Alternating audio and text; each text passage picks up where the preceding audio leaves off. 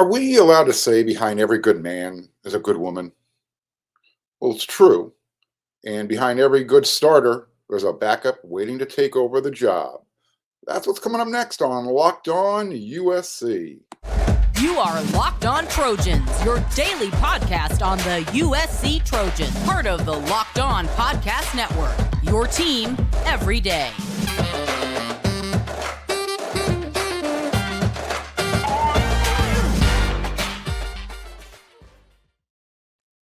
Fight on, everyone. I am your host, Mark Culkin, and thank you for making Locked On USC your first listen every day. Whether you're watching on YouTube or wherever you like to download your podcast, we are free. And I want to thank you so much for enjoying the show, hopefully coming along for the ride. If you haven't already, do me a favor, hit that red subscribe button on YouTube. It means a lot. And if you already have, thank you. Appreciate it. And as always, you can follow me at my Twitter at Mark Culkin, MarkKulkin. All right. The starters, they get all the attention. They've earned it most of the time. Look, recruiting the 4 and 5 stars, those guys are always going to get the benefit of the doubt and the coach's first, second, sometimes third look. Until they don't, they have to eventually prove that star ranking was worthy. And anybody who's followed along with me over the years knows that I enjoy watching recruiting. I enjoy see who's coming up, but I don't put a lot of stock into the star ratings because they're so subjective. Everybody has an opinion on why a player should be. So I digress. But what about the backups who are waiting for their turn to rotate in or to step up when necessary due to injury? Well, that's football. That's what happens. You have injuries and players need to be ready. But they also backups can eventually earn the starting role just by proving themselves during practice and taking advantage of their opportunities when they see the field. Lincoln Riley, Alex Grinch, when we get to talk to them, they make a note. They make sure to emphasize that as often as possible, that you might be a starter this week, but that doesn't mean you're a starter every week. You have to continually earn that during the week at practice. So, let's appreciate the backups that we've been able to see so far this year, and maybe who we should look forward to this coming down the backstretch of the season, though, these final 5 regular season games, as well as hopefully the Pac-12 Conference Championship game, and who knows from there. And we'll start off with the offense.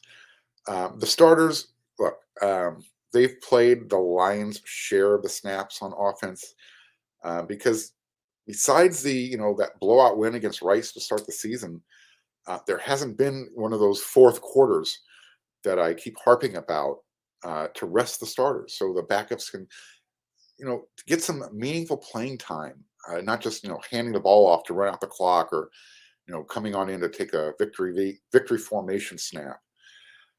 I know Miller Moss is chomping at the bit, and he'll be ready when his number is called. He's got Caleb Williams in front of him. And coming out of spring and throughout fall camp, Lincoln Riley was emphatic with talking about how Miller Moss has grown from beginning of spring to end of spring and then through fall camp. They have the confidence in him when his turn comes up. Unfortunately, it's going to take, we weren't going to say it. He's going to have to wait his turn. We're not going to jinx it. As far as running back, look, if Austin Jones and Rayleigh Brown, if they want to bust out, so to speak, as the backup, one of them is going to have to start now. I think Austin Jones, he came over from Stanford. Everyone anticipated that he would see more action than he's seen already, but he hasn't been as consistent as Travis Dye. And Rayleigh Brown, he's a freshman. He's kind of learning baptism by fire. just throwing him out there, see what he can't do. We've talked about this enough. He's a freshman. He needs to improve on his blocking. But Travis Dye needs one of these guys. And I didn't even mention Darwin Barlow, but Travis is not going to make it through the season without the backups getting the job done. It's just plain and simple. That's what it is.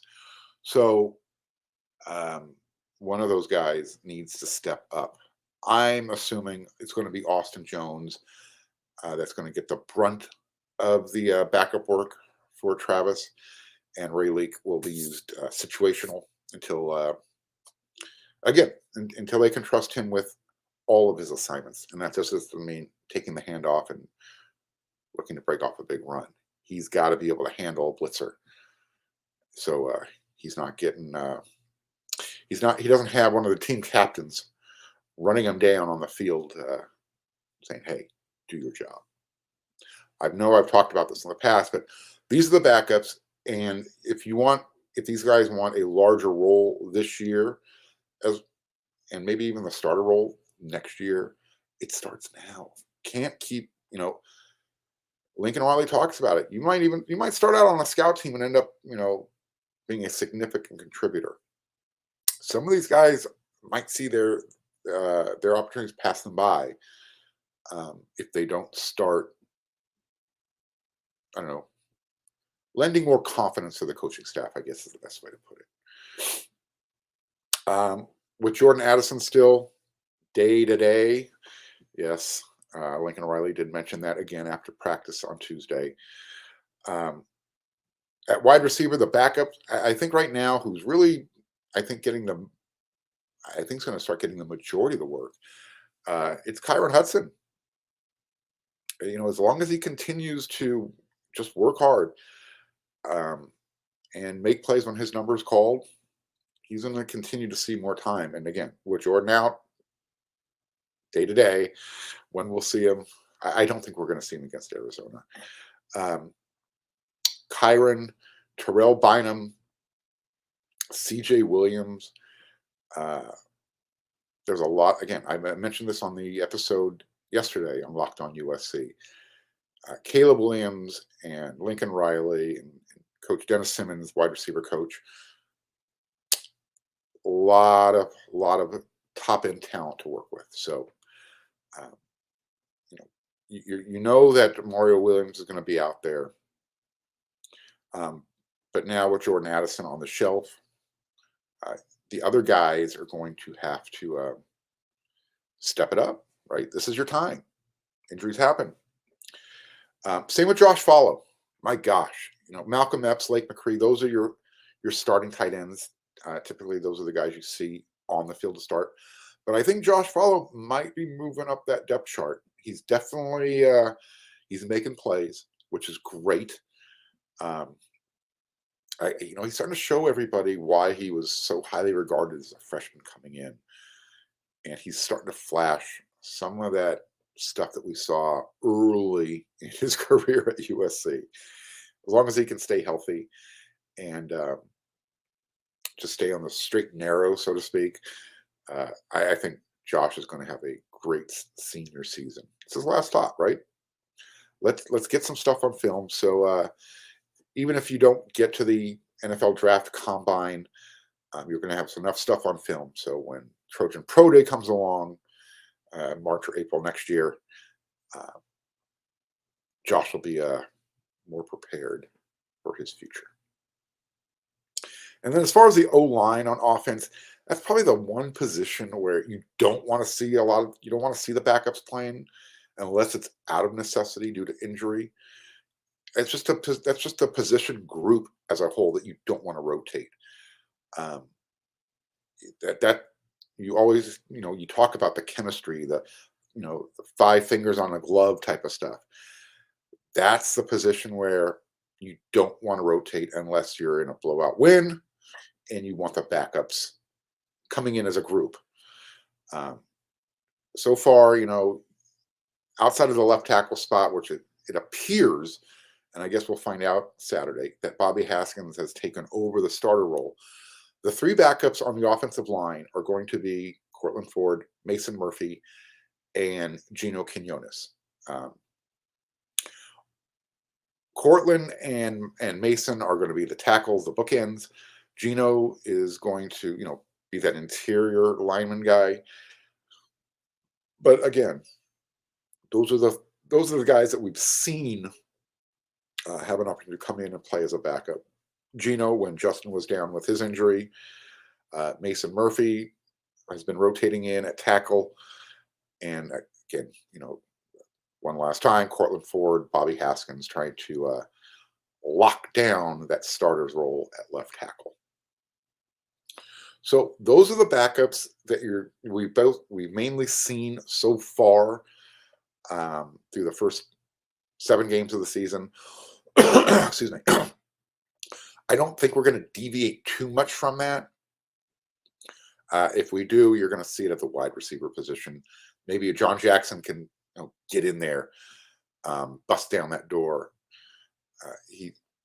Otherwise, you're going to have Taj Washington, Mario Williams, and then it seems like Kyron Hudson has maybe quietly stepping into that third wide receiver position role. We'll see. Again, that's the group where you can do a lot of rotating because you've got so many guys to work with, and they're all capable. It's kind of like going over to LinkedIn Jobs and posting a job search. USC doesn't need to post job search for wide receivers. Nevertheless, you should probably head on over to LinkedIn, because these days every new potential hire can feel like a high stakes. Got to get that ad up there. High stakes wager for your small business, and you want to be 100% certain that you have access to the best qualified candidates available. That's why you have to check out LinkedIn Jobs. LinkedIn Jobs helps you find the right people for your team faster and for free. So when you head on over there, you're going to add your job listing and the purple hashtag hiring frame to your LinkedIn profile to spread the word that you are hiring. They have simple tools like screening questions that make it easy to focus on candidates with just the right skills and experience, so you can quickly prioritize who you'd like to interview and hire. It's why small businesses rate LinkedIn Jobs #1 in delivering quality hires versus the leading competitors. LinkedIn Jobs helps you find the qualified candidates you want to talk to faster. Post your job for free at linkedin.com/lockedoncollege. That's linkedin.com/lockedoncollege to post your job for free. Terms and conditions do apply. And one other thing we want to talk about, I want to remind everybody, again, thank you so much for making Locked On USC your first listen every day. It really means a lot. But for your second listen every day, you need to go check out Locked On Sports today. From the games that matter the most to the biggest stories in sports. Go beyond the scoreboard and behind the scenes with your local experts and insights only on Locked On can provide. Locked On Sports Today, available on this app, YouTube, and wherever you get your podcast. And again, it's free. Okay, so we're going to talk about the defense in this segment, some of the backups. We've seen a lot more backups on defense, and this is some guys that really deserve that, that attaboy, pat on the butt type of stuff for the jobs they've done. They've really stepped in when they needed to. And I don't even know. I'm going to start up front with that rush end defensive line. He was a starter last year. This year, he started out backing up on the defensive line at defensive end, but now he's seeing significant time at rush end. So, along with Solomon Byrd and Corey Foreman, Nick Figueroa definitely has earned an attaboy as a backup. He's one of those, I guess you would consider him a starter, but he is the season he was more of, he started out as a backup. But when he's been in there, he's making plays. So the reason he got moved to the rush end away from the defensive line is I'm sure everyone knows by now, the numbers are really thin over there. Romello Height was lost for the season with a shoulder injury. Following Tuesday's practice, Lincoln Riley said that, historically in this defensive system, that rush end position has always been a very, very productive player. Whether it's all three, whether it's one that steps up and separates himself, we feel like we have three good players who need to take off and play well for us. So whether it's fair to consider, Nick a backup or not, that rush end position, it's being manned by backups since Nick was moved over there from the defensive line. So between Nick and Solomon Byrd, as well as Corey Foreman, those guys, if they need to complement Tuiapolotu, almost like bookends, because that Russian position, although it's a stand-up, outside linebacker type of guy who just wants to get in the backfield, get out to the quarterback, the ball carrier, Tuli needs some help so the opposing teams aren't cheating towards him and can only have to game plan just for him. If Nick and Solomon and if Corey can live up to his 4 or 5 star billing, that's really going to go a long way. And right now, it just seems like Nick and Solomon Byrd, who started out as backups, Solomon Byrd started out on scout team, at least third on the depth chart. He's now essentially the starter, or Nick is the starter, depending on who has the better practice that week.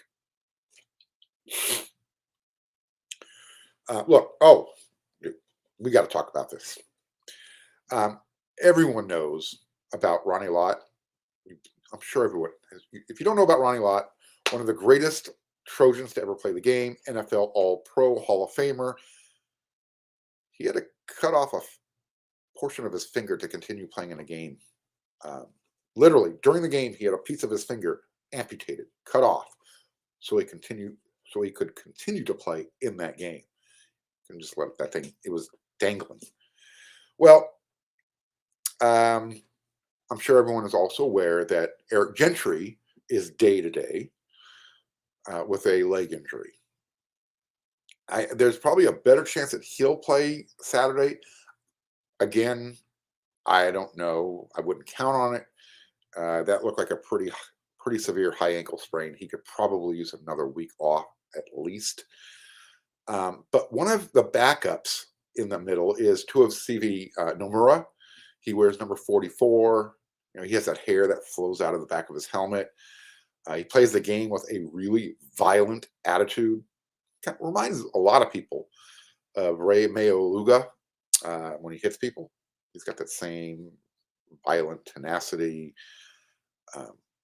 has no regard for his own body type of player. And I'm getting to my point here. He might be too tough for his own good. After practice on Tuesday, Lincoln Riley described how tough CV is. He said he might be the toughest, most physical player on this team following Tuesday's practice. Quote, you feel his physicality, his speed, his decisiveness on the field. He's about as tough as they come. And he drove the point home when he told everyone about Nomura's Ronnie Lott moment. Nobody was aware of this. I wasn't aware of this. And I usually have my ear on the sidewalk, on the railroad track. I hear stuff. I didn't know about this. So, quote, he broke his finger during the middle of a play, like compound fracture, broken bone sticking out. He didn't tell anybody. He played 3 more plays with a bone sticking out of his finger, end quote. He did it. It was unbelievable. And played well. He had 2 tackles.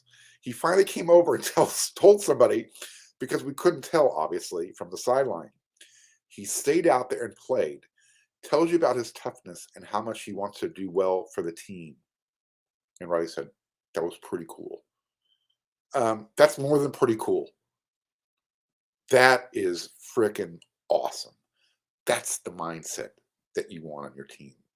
Someone who has no regard for himself He only wants to do well for the team, and he will sacrifice his body. That, to me, was an amazing story to hear Lincoln talk about after practice on Tuesday. Another guy that I think you, well, just to put a bow on that. So, we saw last week with Eric Gentry when he came out, Nomura came in and he played extremely well. He might have had maybe the hit of the game on Utah's game-winning scoring drive when he filled that hole, forcing the 4th and goal. And because of that, and again, because he's needed, you're going to see a lot more of CV throughout the rest of the season. He's played more this year than he has his entire career at USC. And that's a testament to him continuing to just do his job. Go out there, practice, play hard, and good things will happen. Coaches recognize it. This staff recognizes it. That's for sure. Another backup you're going to probably start to see more of at linebacker. He's a fan favorite because he's another guy out of Mater Dei. USC flipped him away from LSU to stay home. That's Raesjon Davis. And Lincoln Riley spoke about Raesjon after practice Tuesday. He said, "We're really pleased. He's been a special teams impact player for a couple of weeks now. He's really progressing defensively. He's one of those guys who's right on the cusp of playing significant reps and earning time. He's worked really hard." Here's the part I'm emphasizing. He's really changed his body, which was a big challenge for us after spring. I think he's on a very upward trajectory, end quote.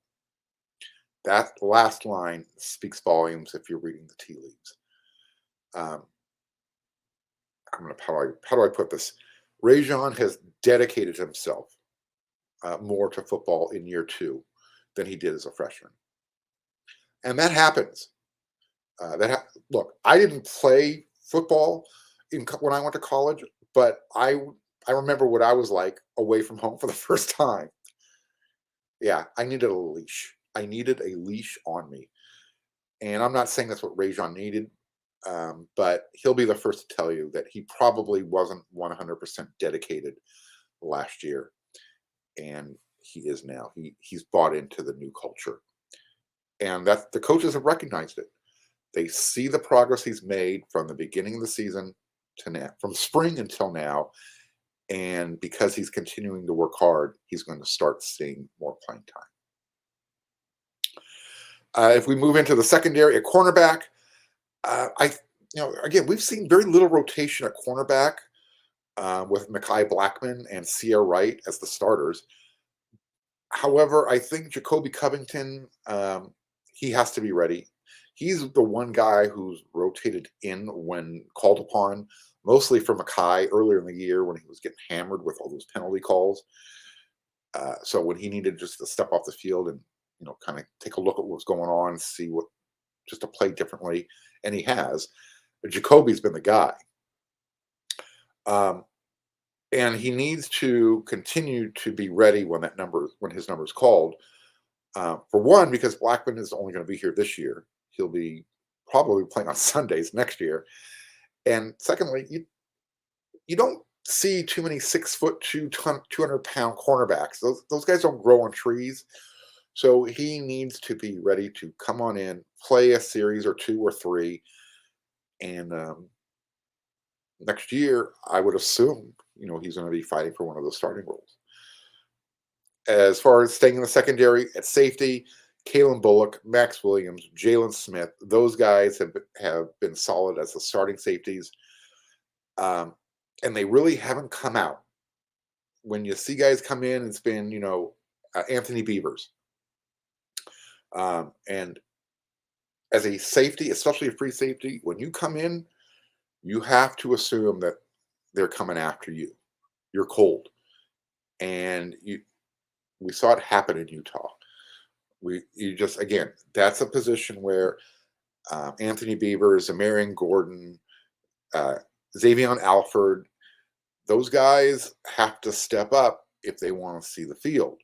Bryson Shaw, who transferred in from Ohio State, Alex Grinch, very familiar with him, he's starting to see a little bit more time now. Whether we don't get to see practice. We only get to relay what the coaches tell us that they see in practice. So Bryson Shaw, he might be another backup who's ready to take over when his number is called. But no sweat, right? You got to do it. Speaking of sweat, I sweat. So, have you ever had an embarrassing experience with sweat? I have.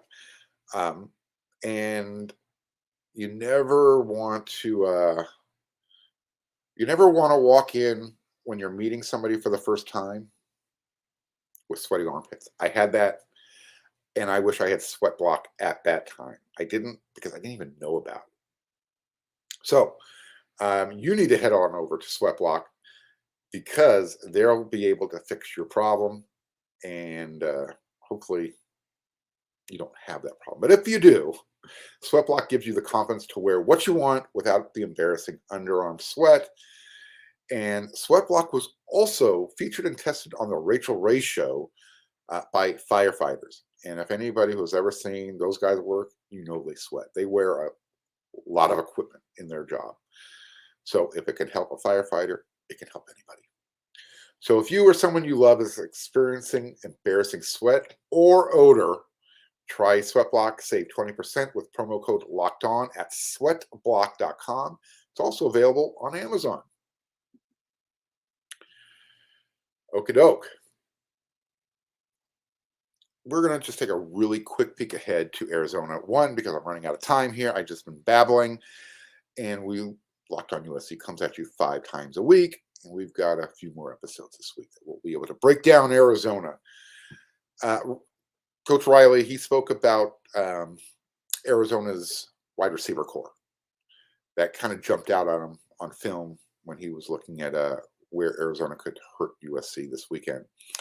And he was talking about, he actually said it might be the best receiving core that they'll see, at least so far to date.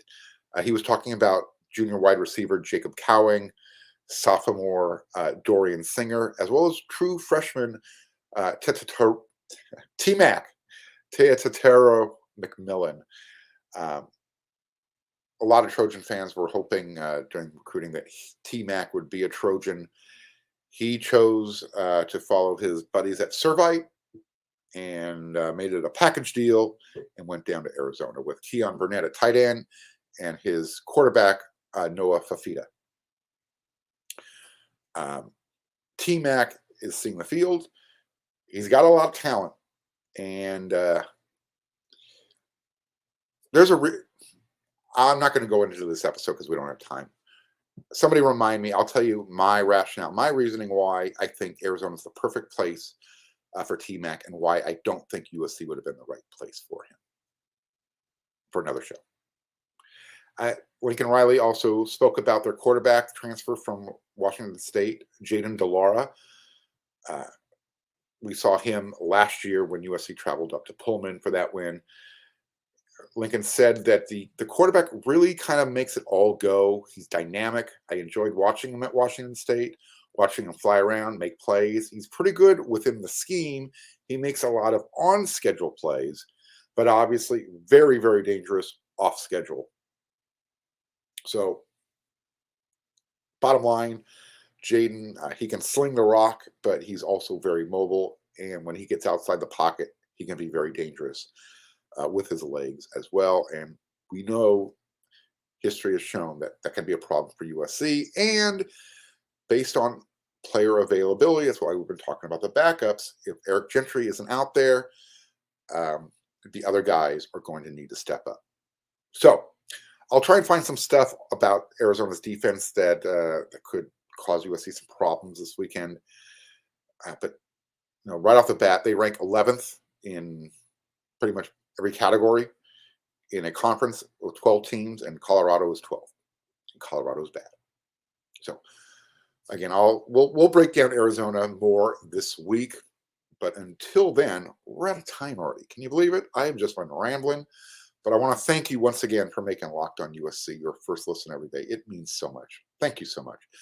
And when you're done here, you're done with the Locked On Network, getting all your podcast stuff out of the way, and you want to read some great VIP content, head on over to wearesc.com. We've still got that subscription special, $10 for the rest of the year, all the way through August 31st, 2023. Such a deal.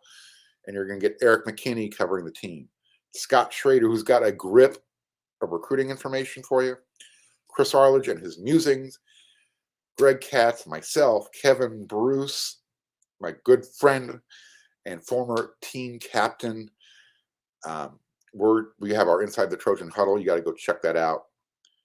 A lot of good stuff for you over there. So until our next episode of Locked On USC, which will come at you again tomorrow, you know what to do, Trojan fans.